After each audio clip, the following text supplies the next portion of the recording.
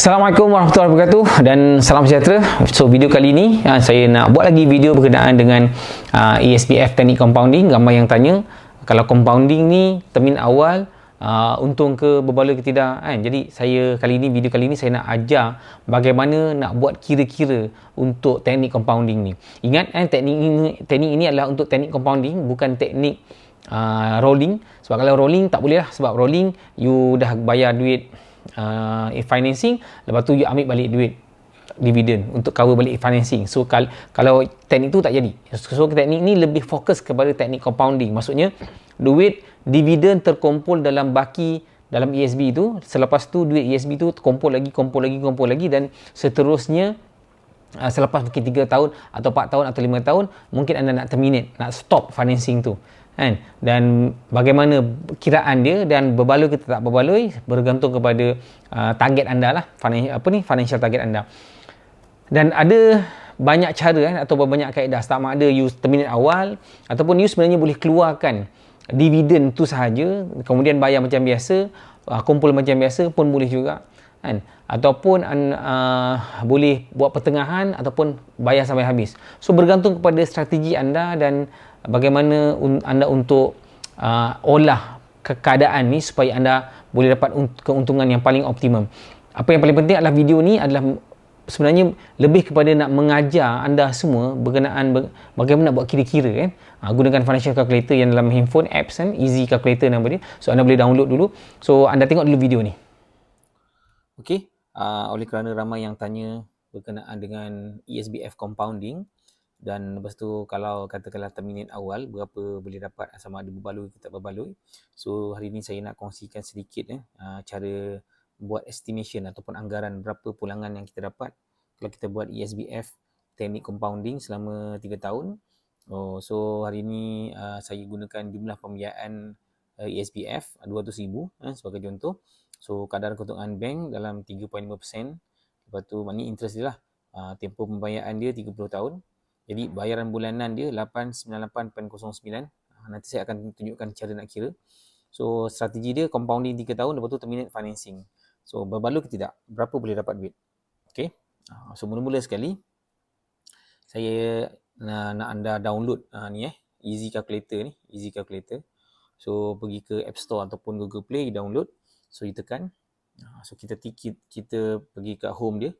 Lepas tu mula sekali kita tekan loan calculator ni, nak tengok berapa jumlah loan yang kita kira tu betul ke tak betul ikut dia punya yang saya kira tadi. So mula-mula letakkan loan amount kan 200,000. Lepas tu interest bank 3.5. Okey, berapa loan? 30 tahun. Okey, 30 tahun tekan 30 tahun. So tekan calculate. So dia punya amount ni samalah 898.09. Okey. So untuk kita nak tahu selepas 3 tahun iaitu 36 bulan berapa kita punya baki hutang. So anda tekan amortization ni. So dia akan keluar macam ni lah. So you scroll ke bawah sampailah tahun yang ke-36. Maknanya 36 bulan iaitu 3 tahun lah. So baki hutang tinggal 188,070 kan. Walaupun anda ada bayar lebih daripada 30,000, dekat 30,000 kan, hampir 30,000, tapi patutnya 200,000 tolak 30,000 bersamaan dengan 70,000 kan. Tapi baki hutang masih ada lagi 188,070. Sebab apa? Sebab dia punya payment tu kan, payment yang anda buat tu kan, dia tolak interest dan juga principal. So bukan dia tolak semua dekat principal lah. Okey. So lepas tu apa yang anda buat, anda tulis lah, ada catat kan, 188,070 dia punya baki. So apa yang patut anda buat lepas tu, anda back pergi ke home. Okey, anda tekan pula TBM calculator ni. So anda kosongkan dulu lah, clearkan dulu semua kan, clearkan dulu semua. Okey. So apa yang saya nak anda buat adalah anda masukkan jumlah financing yang anda buat dengan ESB. Ya, letakkan amount dia. Cuma letak negatif kat depan 200,000. okey, sebagai PV dia, present value dia. Lepas tu letak berapa agak-agak dividen ESB. Katakanlah kita buat 5%, katakan 5%. So 5%. So katakan dalam masa 3 tahun. Sebab kita 3 tahun kita nak stop kan. Okey, kita tekan period 3 tahun, make sure ni annually Ni annually jangan buat monthly, buat annually. And then you tekan FV ni, future value.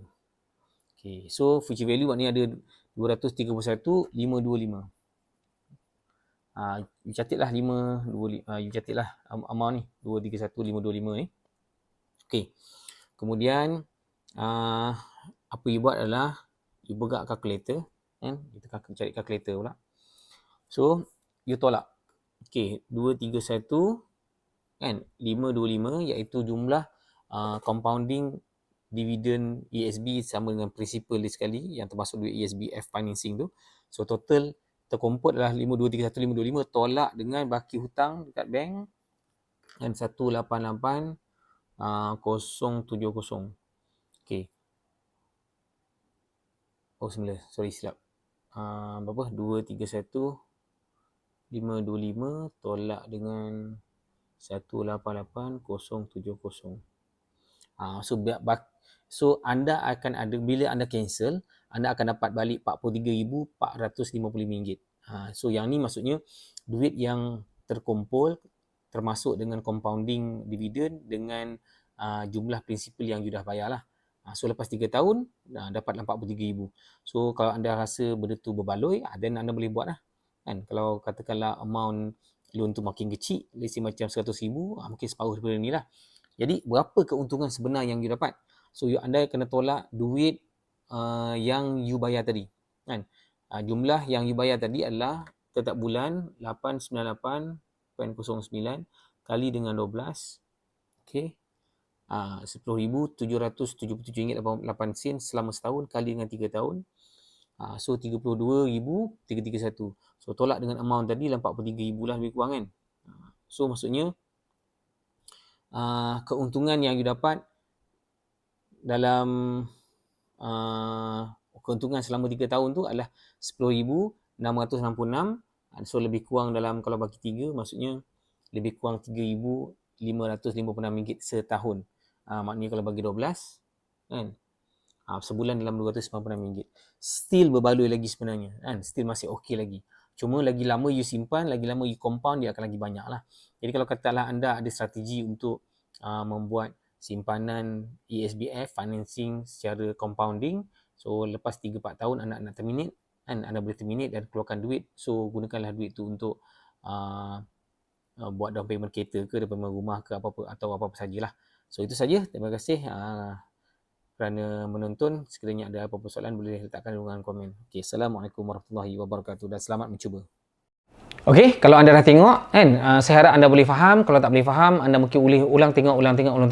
Dan sekiranya kalau anda rasa video tu agak complicated, anda tak faham cara macam mana, anda mungkin perlukan penjelasan lebih lanjut, ada 2 cara. Sama ada anda letakkan komen di ruangan video ni, ataupun anda boleh PM saya dalam kat details description ni. So saya akan bagi detail explanation secara direct ataupun personal kepada anda. So itu saja, insyaAllah.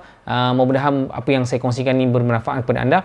So jangan lupa subscribe, like dan share video ni supaya lebih ramai orang mendapat manfaat. Okey, Assalamualaikum warahmatullahi wabarakatuh.